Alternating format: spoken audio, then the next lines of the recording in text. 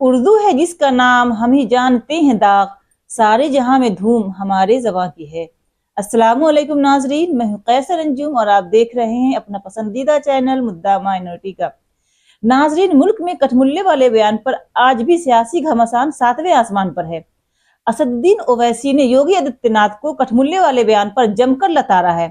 उन्होंने कहा कि योगी आदित्यनाथ को उर्दू तो नहीं आती तो वो साइंटिस्ट क्यों नहीं बन गए। योगी आदित्यनाथ गोरखपुर से आते हैं और वहीं से उर्दू के बहुत बड़े शायर रघुपति सहाय फराग गोरखपुरी भी हैं, तो क्या इसे भी कठमुल्ला कहेंगे योगी आदित्यनाथ? नाजरीन, आप जरा गौर से सुनिए, देखिए और समझिए कि असदुद्दीन ओवैसी ने कठमुल्ले वाले बयान पर योगी आदित्यनाथ की कैसे बखिया उड़ाई है। अपने बच्चों को ये लोग पढ़ाएंगे इंग्लिश स्कूलों में, और दूसरे के बच्चे के लिए अगर वो सुविधा सरकार देना चाहते हो, कहते नहीं उर्दू पढ़ाओ इसको, यानी उसको मौलवी बनाना चाहते हैं, कठमुल्ला बन के उड़ते इसको ले जाना चाहते हैं। ये नहीं चल सकता है। उत्तर प्रदेश के चीफ मिनिस्टर ने उत्तर प्रदेश की असेंबली में ये कहा कि उर्दू पढ़ना कठमुल्लाओं की तरह मौलाना बनाना की बात है, साइंटिस्ट नहीं बनते। अब जाहिर है उत्तर प्रदेश के मुख्यमंत्री को तो उर्दू नहीं आती, मगर वो साइंटिस्ट क्यों नहीं बने, उसका जवाब वही दे सकते हैं। उत्तर प्रदेश के मुख्यमंत्री ने कहा कि उर्दू पढ़ने से कठमुल्ले बनते हैं। अब उत्तर प्रदेश के मुख्यमंत्री के जो बुजुर्ग थे या जिस आइडियोलॉजी से वो आते हैं, उनके किसी भी शख्स ने इस मुल्क की आज़ादी में हिस्सा नहीं लिया। ये गोरखपुर से आते हैं और उसी गोरखपुर से रघुपति साहेब फराग भी आते हैं। फराग गोरखपुरी उर्दू का एक बहुत बड़ा शायर था, मुसलमान नहीं था। अगर शायद असेंबली में कोई उठ के बोल देता मुख्यमंत्री को, तो मुख्यमंत्री बोलते नहीं नहीं उन्हें भी कठमुल्ला है। तो ये इनकी ये इंटेलेक्चुअल कैपेसिटी है इनकी। फराग गोरखपुरी गोरखपुर के शायर थे, उर्दू के बहुत बड़े शायर थे। अब मेरे अजीज दोस्तों और बुजुर्गों, जिसके जहन और दिल पर गहन लग चुका है, तो दुनिया की कोई रोशनी उसके सर पे नहीं पहुंच सकती। फराग गोरखपुरी का शेर क्या है सुनिए, ये बीजेपी आरएसएस वालों को बता रहा हूं, जो उर्दू बोलने वालों को कठमुल्ला कहते हैं। फराग गोरखपुरी ने कहा था, सरजमीन हिंद पर अक़वाम आलम के फराख, सरजमीन हिंद पर अक़वाम आलम के फराख, काफिले बसते गए हिंदुस्तान बनता गया। सरजमीन हिंद पर अक़वाम आलम यानी नेशंस आए इस देश में, बसते गए हिंदुस्तान बना। अब ये जो आर्ग्यूमेंट इनका आरएसएस का है कि नहीं ये बाहर से आए, तुम भी बाहर से आए, जितने आर्यंस है बाहर से आए, अगर ओरिजिनल है तो द्रविडियन और ट्राइबल लोग हैं। फराग गोरखपुरी ने सच्चाई को बयान कर दिया। अब इनको नफरत इतनी उर्दू से है कि इनको शायद ये भी नहीं मालूम होगा कि हसरत मोहानी ने कलकत्ता में अंग्रेज लीडर कौन था, मॉन्टेग्यू के खिलाफ हसरत मोहानी ने नारा लगाया था।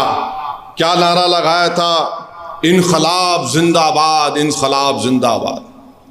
अब शायद इनको ये भी नहीं मालूम होगा कि सुभाष चंद्र बोस, नरेंद्र मोदी उनका स्टैचू लगाए दिल्ली में। अब नरेंद्र मोदी इनको छोड़ दिए, तुम जरा ये बोलते रहो। सुभाष चंद्र बोस जो आजाद हिंद फौज बनाए थे, उसका नारा क्या था? इत्तेहाद, एतेमाद और कुर्बानी। राम प्रसाद बिस्मिल को इनको नहीं मालूम होगा, हिंदू थे। उन्होंने कहा था कि सरफरोशी की तमन्ना अब हमारे दिल में है। तो यही सरफरोशी की तमन्ना अब हमारे दिल में है कहकर भगत सिंह फांसी के फंदे पे चढ़ गए। और यही उर्दू के लफ्ज को अल्लामा काफी रहमतुल्लाह अलैह जो मुरादाबाद के थे, अंग्रेजों के खिलाफ जिहाद का फतवा दिया था मौलाना काफी ने। जब 2 दिन में अंग्रेज जज ने उनको 2 मई को ट्रायल शुरू हुआ, 4 मई को उनको फांसी की सजा दे दी गई। और मौरिख ने लिखा कि अल्लामा काफी के ऊपर इस्तरी गरम करके उनके जिस्म पर चुरके दिए जाते थे। वो अल्लामा काफी जब फांसी के फंदे की तरफ जा रहे थे तो उनके उर्दू के अशार नातिया उर्दू के अशार थे। उत्तर प्रदेश के मुख्यमंत्री, आप उत्तर प्रदेश के मुख्यमंत्री हैं, मौलाना काफी मुरादाबाद के थे। इनको मालूम ही नहीं, बस उर्दू से दुश्मनी है। और फिर ब्रिज नारायण चकबस, ये भी हिंदू थे मुख्यमंत्री। इन्होंने क्या लिखा, ए खाके हिंद तेरी अजमत पे क्या गुमान है, दरियाए फैज कुदरत तेरे लिए रवा है। ये ब्रिज नारायण ने लिखा उर्दू के बाद, उर्दू में। मौलाना शौकत अली, खिलाफत तहरीक में बहुत बड़ा रोल उनका। राउंड टेबल के लिए बरतानिया गए तो मौलाना शौकत अली ने कहा कि अगर मैं हिंदुस्तान को आज़ाद नहीं कराऊंगा तो मैं भारत को वापस नहीं आऊंगा। मौलाना शौकत अली ने कहा, दौरे हयात आएगा खातिल, दौरे हयात आएगा खातिल खजा के बाद, दौरे हयात आएगा खातिल खजा के बाद, है इब्तिदा हमारी तेरी इंतहा के बाद। तो तुम्हारी इंतहा होगी। आज तुम इख्तिदार के नशे में बड़ा अनाब शनाब बक रहे हो, बके जाओ बके जाओ।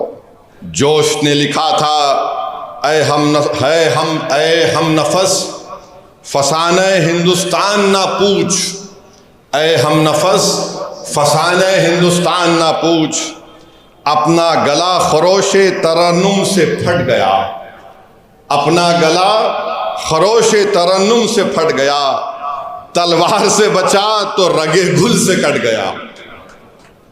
ये जोश ने कहा था, जो आज हमारे मौजूदा मुल्क के हालात पर सही तरीके से उतरता है। तो हम उत्तर प्रदेश के मुख्यमंत्री को एक और इत्तला दे रहे हैं कि भारत की लोकसभा में ओम बिरला स्पीकर ने ऐलान किया कि जो कोई भी भारत की पार्लियामेंट में, लोकसभा में जो तकरीर में भाषण देगा उसका तर्जुमा उर्दू में होगा। अब आप क्या बोलेंगे स्पीकर को? उर्दू आप जो जबान में देंगे, कई जबानों में तर्जुमा होगा। तो इनको नहीं मालूम, ये उत्तर प्रदेश के मुख्यमंत्री को ये भी नहीं मालूम कि उर्दू उत्तर प्रदेश की तहजीब का हिस्सा है। ये उत्तर प्रदेश और आरएसएस बीजेपी के लोगों को नहीं मालूम कि उर्दू को कॉन्स्टिट्यूशन का प्रोटेक्शन है, आइन की हिफाजत उसको मिलती है दीगर जबानों की तरह। उत्तर प्रदेश और मोदी को नहीं मालूम कि हर मुसलमान ही उर्दू नहीं बोलता, बल्कि ये मुसलमानों की जबान नहीं है, ये इस देश की आजादी की जबान रही है, ये इस मुल्क की जबान है। अब आप चले जाइए, नवायत मुसलमान है, कर्नाटका में उर्दू नहीं बोलते, कम बोलते। केरला चले जाइए, मोपिला अलग जबान बोलते, मलयाली बोलते। तमिल लोग तमिल बोलते मुसलमान। कर्नाटका के इंटीरियर में चले जाइए, कन्नड़ी बोलते हैं। महाराष्ट्र में जाइए, वो उर्दू भी बोलते, मराठी भी बोलते। गुजरात के मुसलमान हैं, गुजराती भी बोलते, उर्दू भी बोल देते। अरे इस देश की खूबसूरती ये है, बीजेपी इस देश को, इस वतन को एक जबान, एक मजहब, एक आइडियोलॉजी और एक लीडर के तहत बनाना चाहती है। भारत में हजारों मजहब हैं, कई जबानें हैं, कई हजारों तहजीबें हैं, तभी जाकर भारत बनता है।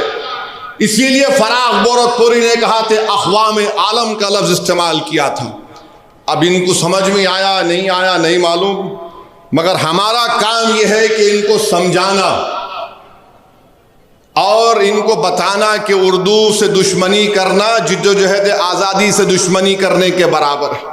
योगी आदित्यनाथ के कठमुल्ले वाले बयान पर असदुद्दीन ओवैसी ने कैसे जमकर लताड़ा है, उस पर आपकी क्या राय है, हमें कमेंट बॉक्स में जरूर लिखिएगा। नाजरीन, अगर आप हमारे चैनल मुद्दा माइनॉरिटी पर पहली बार आए हैं तो इसे सब्सक्राइब कर ले। मुद्दा माइनॉरिटी के नाम से फेसबुक पेज को जरूर से जरूर फॉलो करें। अगर आपको हमारा ये वीडियो अच्छा लगा है तो इसे लाइक करें और ज्यादा से ज्यादा शेयर करें। मिलते हैं फिर एक नए वीडियो के साथ। बहुत बहुत शुक्रिया।